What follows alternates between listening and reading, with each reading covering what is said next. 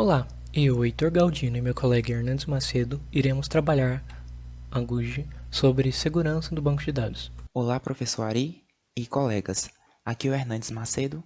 Sabemos que um sistema de armazenamento de dados é muito importante em vários âmbitos da sociedade atualmente, seja em instituições públicas, companhias privadas, hospitais, escolas e em vários outros locais no quais dados precisam ser armazenados para devidas análises posteriores. Porém, uma coisa que vem à nossa cabeça é como esses dados são protegidos, quais são os mecanismos e técnicas que são utilizados para evitar o roubo ou acesso indevido a eles. O primeiro módulo será uma introdução, em que iremos desenvolver conceitos sobre o que compromete a segurança e também quais aspectos da segurança do banco de dados queremos zelar. A seguir, iremos destrinchar os tipos existentes de segurança. Bem, qual é a motivação desse tópico? Por que precisamos de segurança de dados? A segurança de dados visa tratar questões de gerenciamento, privacidade e disponibilidade dos dados. Algumas das ameaças que sabemos que existe atualmente podem pôr em risco a integridade desses dados. Alguns exemplos são a perda de integridade. Ao longo das duas disciplinas de banco de dados que tivemos, vimos que a maioria dos bancos de dados tem regras de organização e de armazenagem dos dados. Portanto, se algum tipo de acesso indevido ocorre e inserções, alterações ou deleções aconteçam sem que respeite as regras desse sistema, os dados perdem sua integridade e eles não podem mais ser considerados válidos para análise. A perda de disponibilidade. Outra coisa que vimos também foi que dados em um sistema precisam estar disponíveis para todos que têm direito a acessá-los. E perder essa disponibilidade pode diminuir a credibilidade do sistema. Perda de confidencialidade também é outro tópico importante. De acordo com o privilégio de acesso de cada usuário, certos dados não podem ficar disponíveis ou visíveis a todos. Então, é importante também, nesse caso, que exista um sistema de segurança forte para evitar acessos indevidos. Quais são possíveis soluções? Algumas das técnicas mais utilizadas atualmente são o controle de acesso, controle de inferência, controle de fluxo e criptografia de dados, que iremos discutir ao longo dessa apresentação. Falando sobre o controle de acesso, é aquele que visa restringir a entrada de usuários não permitidos no sistema. Dessa forma, é feita toda uma arquitetura de papéis em um sistema no qual diferentes tipos de usuários têm acesso a diferentes tipos de dados, de acordo com o seu grau de privilégio. Nesse controle, um papel muito importante é o administrador de banco de dados. Para melhor compreensão dos próximos conceitos, é importante ter em mente o que é um administrador do banco de dados, também conhecido como DBA. Ele é a principal autoridade no gerenciamento do sistema de banco de dados. Ele é responsável pela segurança do banco de dados e possui privilégios para tal função. Esse privilégio é a conta de superusuário, que permite ao gerenciador realizar diversas operações para manutenção do banco de dados. Quais são essas funções? Ele pode criar outras contas. O administrador é responsável por criar contas de usuário que têm níveis de acesso diferentes e privilégios distintos. Dessa forma, um tipo de conta é capaz de acessar uma tabela X, por exemplo, mas não de acessar uma tabela Y. Ou pode visualizar a tabela X e Y e não pode editar nenhuma delas. Agora, como ele delimita o que pode ser acessado ou não? Esses são os privilégios. Ele possui dois privilégios próprios relacionados a isso. Ele pode conceder privilégios, que seria adicionar novas capacidades a uma conta de usuário já existente ou que ele acabou de criar. E ele também pode revogar os privilégios, que é remover algumas das funcionalidades de uma conta já existente. Além disso, ele pode atribuir um nível de segurança, que permite definir um nível de segurança para a conta criada. Esse nível vai definir as capacidades de cada conta a partir de um conjunto pré-determinado de privilégios. No controle de acesso, um tipo de controle é o discricionário, que define regras sobre os privilégios no nível de conta e os privilégios no nível de relação. Os de nível de conta são aqueles em que o administrador de banco de dados especifica os privilégios que cada conta mantém e é independente das relações existentes no banco de dados, de acordo com a necessidade e com o privilégio de cada conta. Atualmente, esses privilégios em nível de conta são, na maioria, deixados para os próprios implementadores do sistema gerenciador de banco de dados definirem.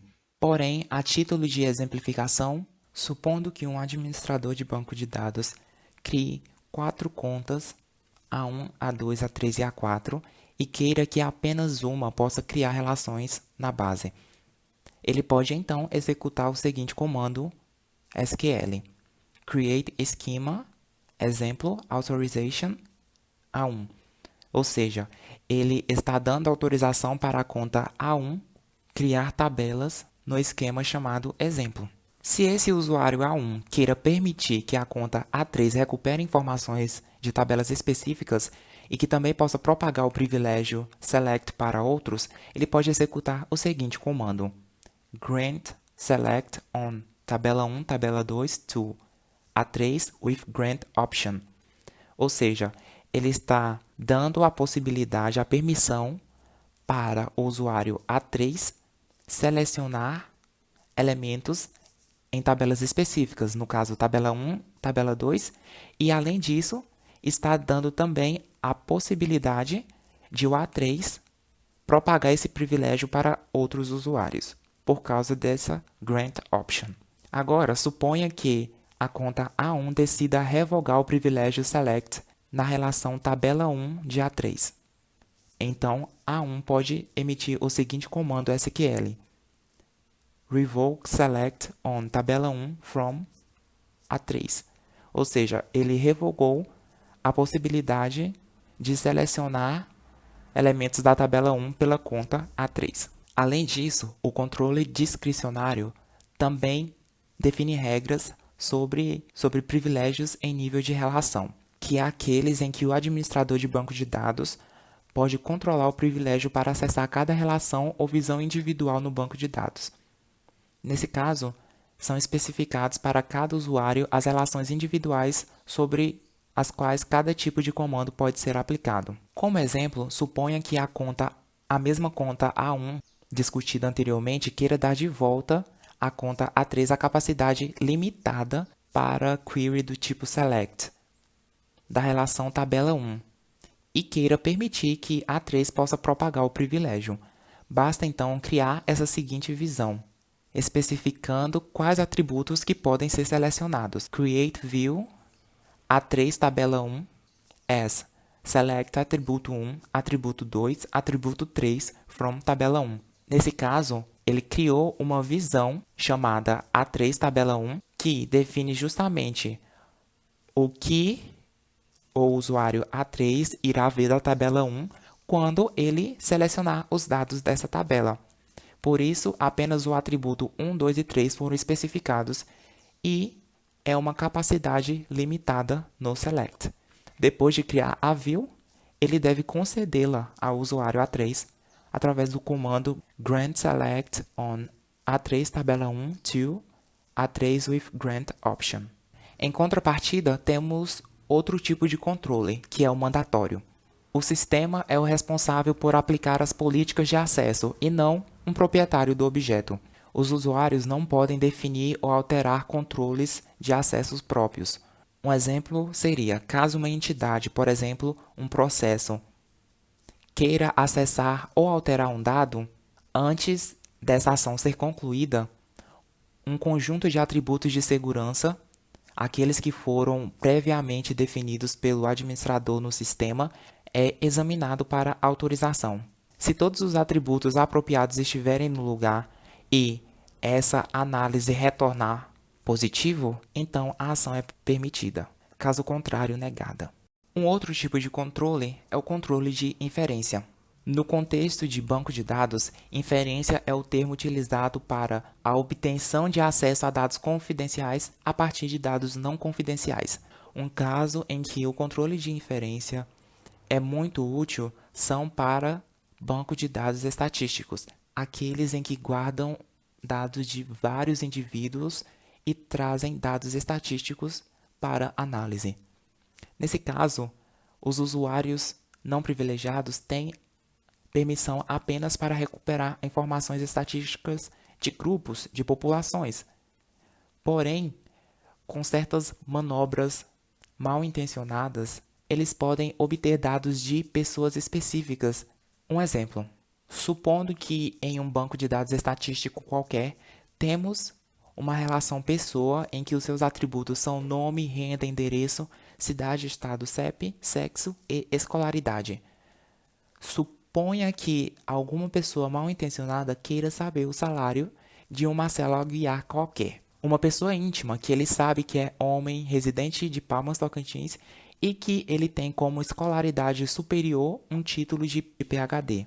Então, ao invés de procurar por um nome específico, coisa que seria naturalmente proibida em um sistema de banco de dados estatísticos, ele poderia fazer as seguintes filtragens: selecionar o salário de pessoas que tenham escolaridade máxima PhD e sexo masculino e cidade de residência Palmas e estado Tocantins.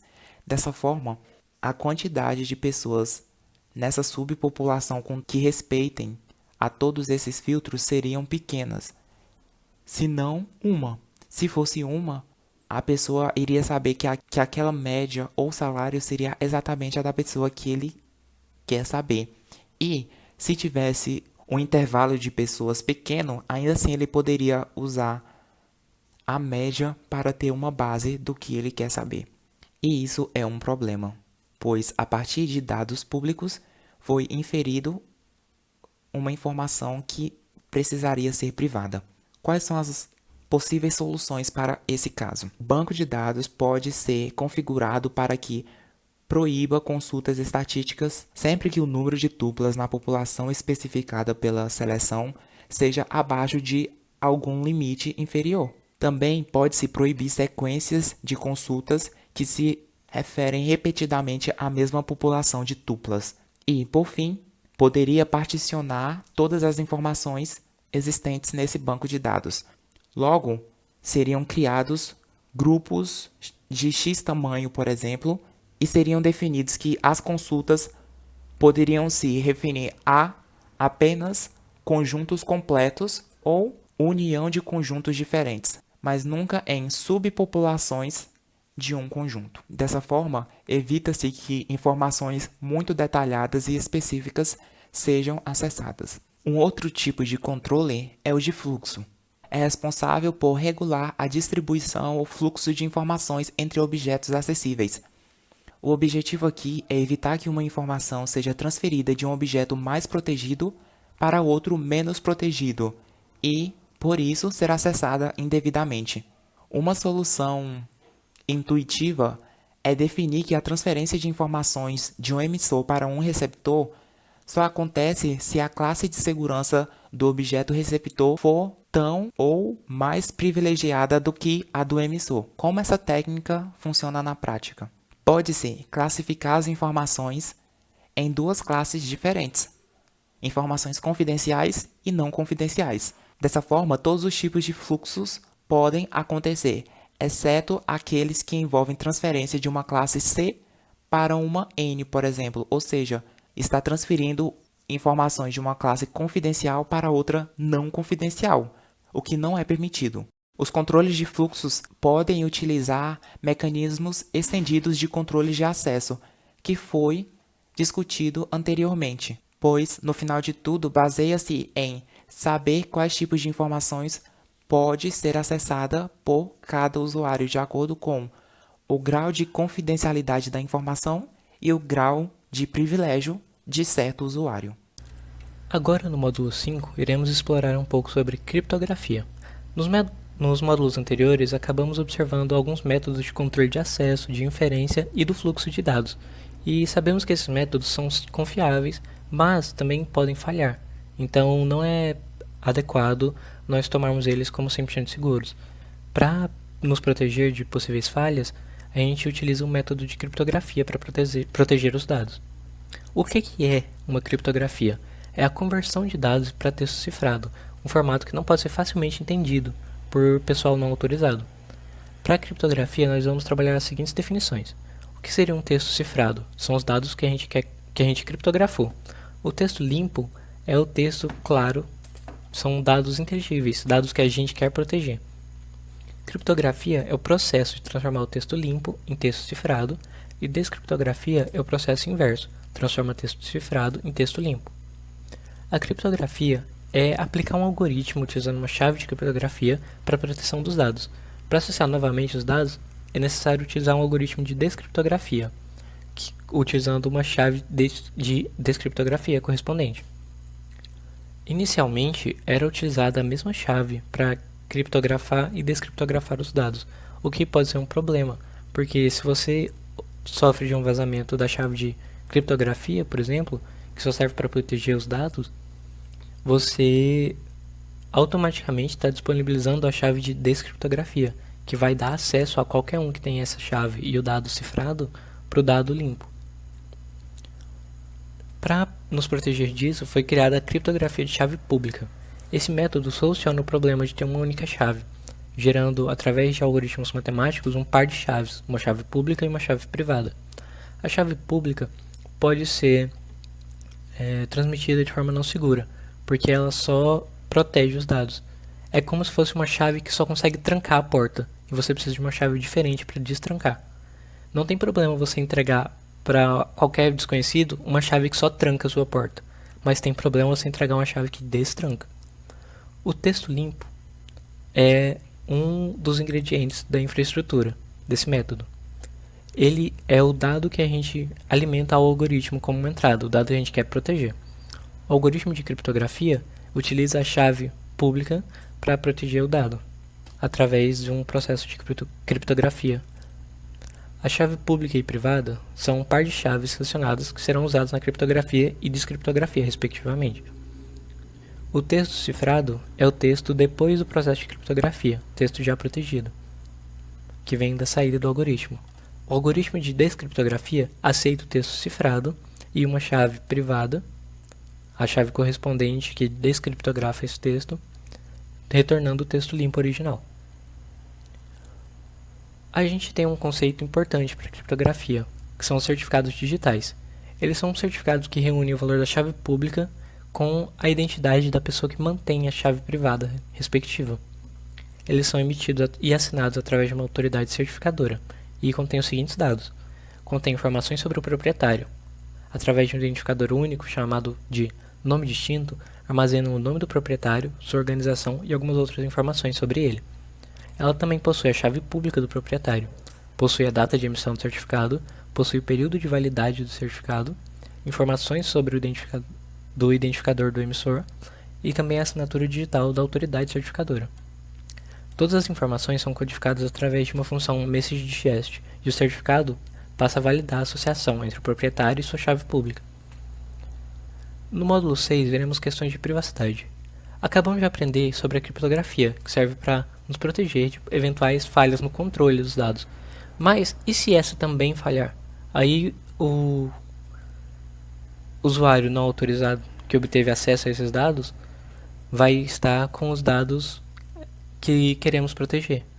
E pode fazer diversas ações, por exemplo, vender esses dados ou acessar indevidamente a conta de outros usuários. Então, a gente ainda tem um outro método para preservar a privacidade dos dados. Mas vamos pensar primeiro, qual o maior empecilho para essa privacidade? A gente tem 3 pontos principais. Um deles seria a subjetividade da privacidade. O que é isso? A gente pode imaginar da seguinte forma: cada pessoa vê a si mesma de uma forma distinta. Isso envolve seus dados. O que ela quer compartilhar com o mundo e o que é particular depende de cada indivíduo. Dessa forma, é muito difícil definir um padrão do que deveria ser privado e do que não deveria, porque o próprio conceito de privacidade é subjetivo. Além disso, nós temos que zelar pela qualidade dos dados. Vamos ver a seguir que um dos métodos para manter essa privacidade acaba, às vezes, prejudicando a qualidade dos dados. Nós podemos, por exemplo, colocar alguns conjuntos de dados falsos ou remover alguma parcela das informações de um conjunto de dados válido para que se torne privado. Só que aí você vai estar diminuindo a veracidade do conjunto como um todo. Além disso, o terceiro problema é o grande volume de dados que é gerado continuamente. Por que isso é um problema? Porque se torna muito difícil utilizar mecanismos que mantenham a qualidade dos dados e respeitem a privacidade do usuário. Agora, como a gente lida com esses problemas? Soluções para privacidade são evitar a criação de warehouses centrais colossais. Como assim? Warehouses centrais muito grandes armazenariam um conjunto de dados valioso extraordinário. E isso seria um problema, porque uma única brecha nesse repositório único seria capaz de causar uma brecha de privacidade astronômica. E a gente pode evitar isso simplesmente dispersando os dados através de warehouses distintas. Outra solução é perturbar os dados intencionalmente.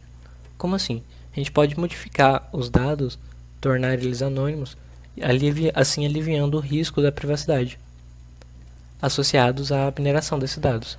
A gente pode utilizar desse mecanismo removendo informações de identidade dos dados ou também injetando ruído nos dados. Dessa forma, a gente está dando privacidade ao indivíduo, só que, se isso for feito em excesso, acabamos prejudicando a qualidade do conjunto de dados. Finalmente, iremos fazer uma revisão em exercícios, para reforçar o conteúdo que foi visto na apresentação. Primeira questão: o que significa concessão de privilégio? O que significa a revogação de um privilégio?